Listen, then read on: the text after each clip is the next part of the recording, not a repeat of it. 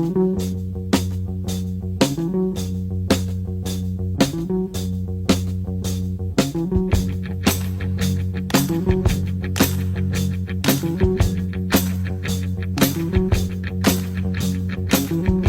a living the old hard way, taking and giving my day by day.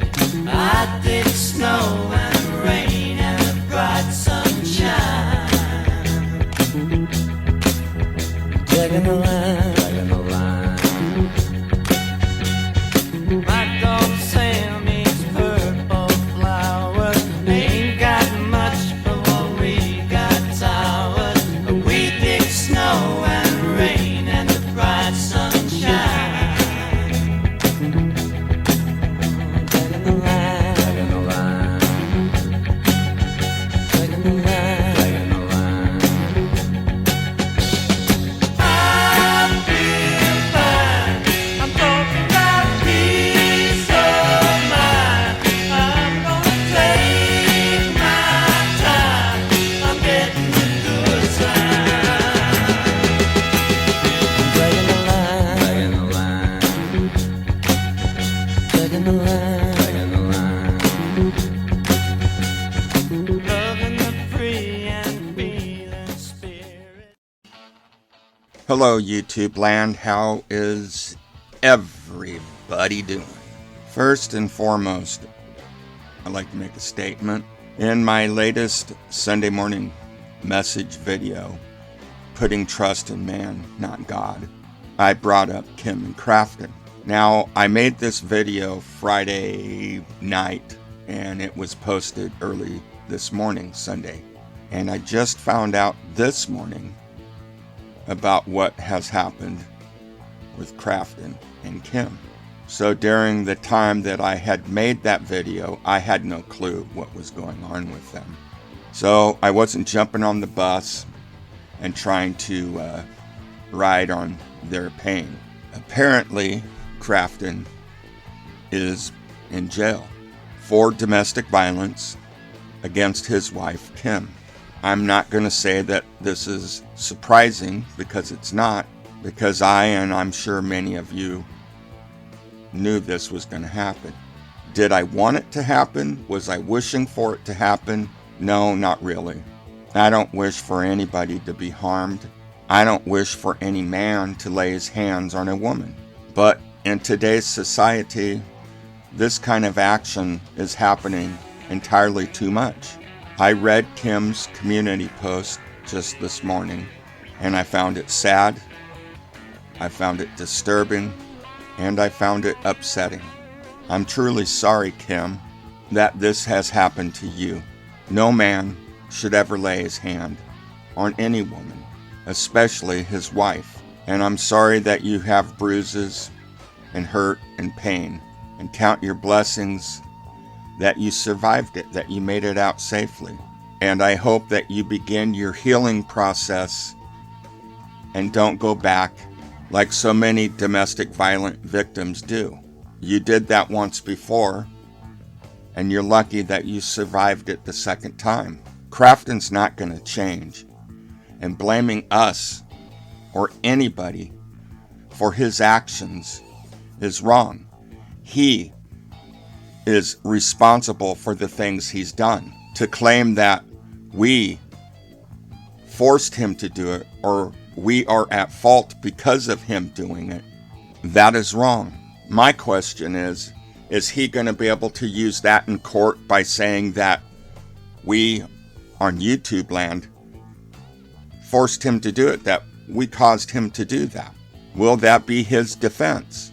And if so, Kim, how far do you think that's going to get him in court? Do you think the judge is going to listen to that? Then why should we be listening to that? I understand you want to defend him, that you want to protect him. As sick or demented as that may be, I can understand at a certain extent, because you love him, and you're only doing what so many other victims in your shoes have done before you. But Kim, don't fall for that trap. That same trap that so many other women in your shoes have fell in. You stated that Crafton needs help. Yeah, He needs serious help. If a man is going to allow outside chatter and people on the outside to affect him so much that he goes to his wife and abuses her for it, he needs help. I don't buy it, but he needs help. And I hope he gets the help that he needs. But I also hope that he suffers the consequences by his actions, whatever fair and legal way that is. But what bothers me the most is that you come on here blaming us and then wanting our sympathy, but yet where was your sympathy for all those people that you and Crafton attacked? Where was your sympathy for Pastor Mill? Where was your sympathy for Jessica? Where was your sympathy on so many other people that you unfairly went after? Look, it's one thing to come on YouTube and say something, speak your mind. We live in a free country and we can do that. But when you go real life and you go after somebody for the sole purpose but to destroy their lives, and then you want sympathy? Part of me, Kim, doesn't want to give that sympathy to you. A part of me really resents the tone of this letter. But the God-fearing part of me wants to show compassion, forgiveness, and love. I'm sorry, Kim, that these things happened to you. I'm sorry, Kim, that you put yourself in this situation where most of the community doesn't buy anything that you're saying. And I'm sorry that a lot of people don't trust you after so many lies that you've told. But I, myself, I'm sorry that you're hurt. I'm sorry that Crafton did what he did to you. And I wish that it didn't happen. I wish that none of this had ever happened. I would take this as a wake-up call. I believe that all things happen for a reason. Maybe the Lord's trying to wake you up, Kim. Maybe he's trying to reveal himself to you. Sometimes in our darkest, deepest problems and time of hurt and pain is when we hear God's voice the loudest. On many occasions, you called me a fake Christian. You said many vile and nasty things about me, made up plenty of lies about me. And through it, I lost some people that I really cared about. They chose to listen to you. They never came to me asking the truth. And that's okay. I'm over that. And Kim, I forgive you for that. I don't hold it against you. I'm not sorry that I stood my ground, that I spoke the truth, but I'm sorry that I had to do that. And in a lot of ways, I've changed since those days. I rarely ever get involved in drama anymore. And I rarely let anybody on YouTube get that close to me anymore. Something about parasocial relationships just never really work out. For one, we never really know who a person is, other than what they portray themselves to be. I trusted in you, I believed in you, and I counted you as my friend. I even believed you when you told me that Crafton had seizures and was in the hospital in a coma, only to find out that that was a lie, that had never happened. You see, a true friend would have came and said the truth, would have said, Doug, look, Crafton hurt me. He's in jail right now. Please keep this quiet. Don't let anybody know. That's what a friend does. That's how they treat somebody else that's a friend. But you didn't treat me like a friend. But then you couldn't understand how I could turn on you. The thing is, I didn't turn on you. You turned on me. You turned on me that day that you lied to me. And then when I spoke the truth, then you continued to lie and smear my name. But that's okay, Kim. I forgive you for that. It's water under the bridge and I don't hold it against you anymore. In fact, I've not really brought you guys up much at all, other than in reference. My heart goes out to you. My heart goes out to your son. And really, my heart goes out to your dog, Kenny. And I pray that everything works out for you all. I pray that you eventually find your happiness. I pray that you get away from Crafton and never go back. Because, frankly, that's my biggest fear, is that you will go back. You will accept him back. And I pray that you seek the Lord that you spark a relationship with Him and find the wrongs in your life and change that according to what God says. As much as you may think that I hate you, Kim, that I can't stand you, that really hasn't really been the truth on that. I do care about you. We may not be friends anymore, but I never hated you. Hatred was when I hated Natasha. That is when I hated. And that was wrong. That was wrong of me to do that. I should have never done that. We as Christians are never supposed to hate people. And I failed as a Christian in doing that. I don't hate Natasha anymore. I don't like her. I don't care for the person that she is. But I pray that she finds her way and she changes her life. Because if she doesn't, well, she's going to have to answer to God one day. And her eternity is going to be gnashing of teeth. My suggestion, Kim, rather than putting your feelings first, put your son's feelings first. Put your son first in your life. You should have never went across country to pick up a man that you had never seen before in your life other than you spent time on the phone and the internet. And then you invite this person into your life, into your son's life. That was a dangerous move, and look how it turned out. You're very lucky because it could have been a lot worse than what it is. He could have ended your life. He could have done something to your son, but thank God none of that happened. Look, we all have to make amends to a lot of things in our lives that we've done in our past. And I myself am truly sorry if I said or did anything that hurt you.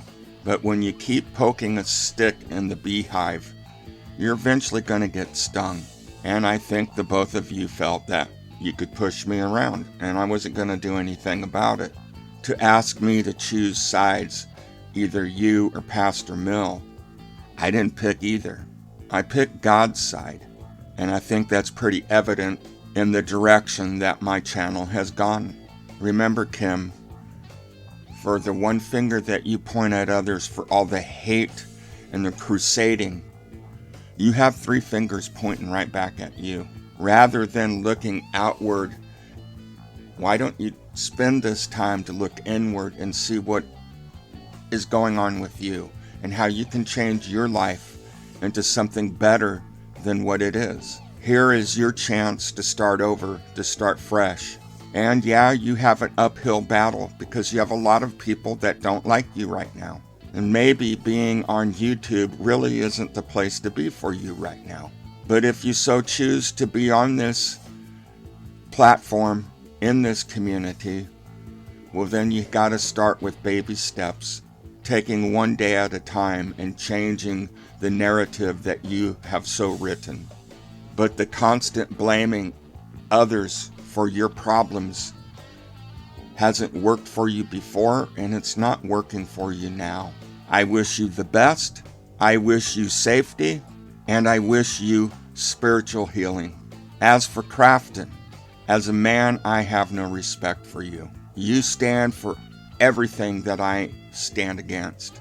I do not like men who are bums, that never go to work, that do nothing but have their wives or their women support them when they're completely capable of holding down a job themselves.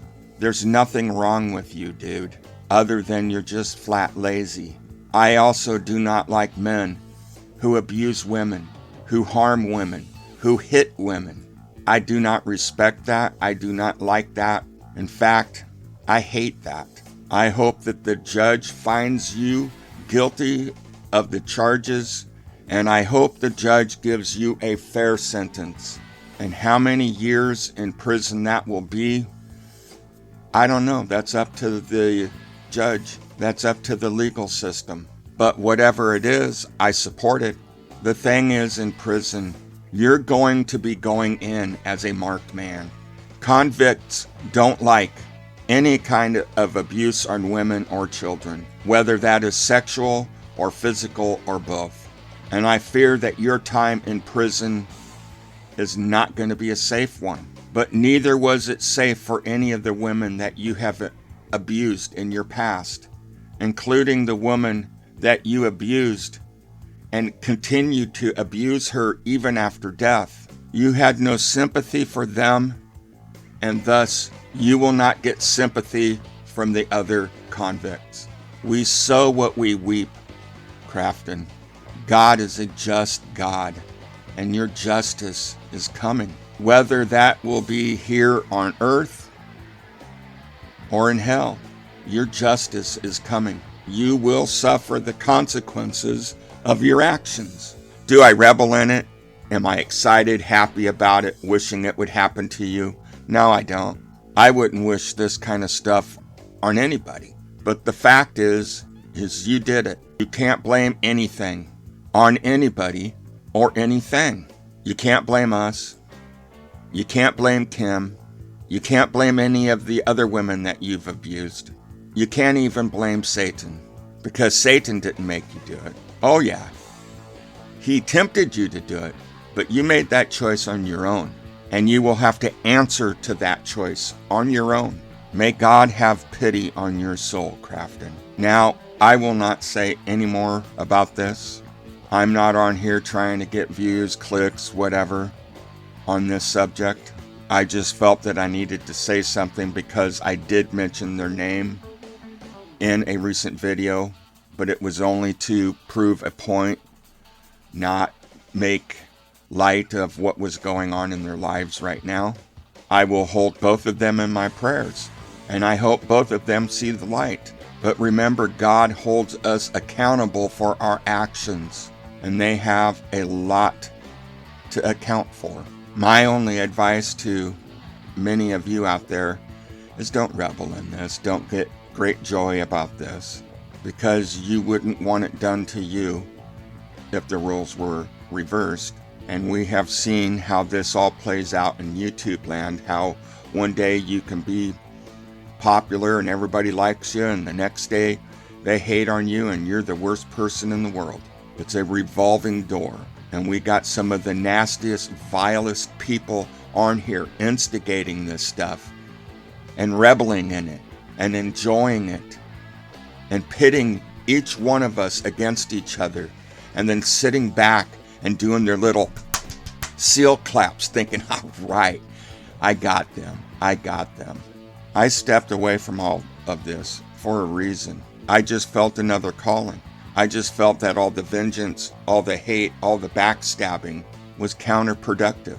And I just flat got tired of watching innocent people getting their hearts ripped out and stepped on, while everybody sat around like viewing an accident and looking at the carnage. People have compassion, have love for one another. We don't have to like everybody on here, but at least show a certain amount of respect for one another. It's taken me a little while to figure it out myself. I'm not perfect. I'm not clean. I don't think any of us here in YouTube land are, but I try really hard to stay out of it and to spread positive and godly information. I thank you for listening, hearing me out. I know this is a little out of the norm of late. I haven't done this kind of a video in quite some time. I do believe that the tone of this video is way different than any of the videos that I did before. It is like Pastor Mill would always say, it's okay to have some righteous anger, which I do. I do have some righteous anger, but I also have some compassion. And I truly hope that Kim has learned her lesson, that she will make those changes in her life that she needs to be a better person, and to be a better and more responsible person towards her son. Because really, he's the true victim in all of this. He didn't ask for this, but it was brought into his home. He's already dealing with his own issues. He had to deal with his mother's issues on top of it. And to be quite frankly, I'm amazed at how well he's handled all of this. Now, I know I'm not there to see the real stuff that's going on, but from the outside looking in, he looks like he's done a good job of dealing with it. But I'm sure on the inside, there's probably stuff he's dealing with that we don't see. And I hope that he gets help for that. Anyway, I don't want to ramble on anymore and take up anybody's time on this. And like I said, I'm done with this. I won't be bringing it up. To me, it's a closed book. It's been closed for some time. Doesn't mean that the name will be brought up for reference, but it will never be brought up in a way of attack or anything else other than that. So God bless. Have a great day. And remember, Jesus does love you. Thank you. Have a great day.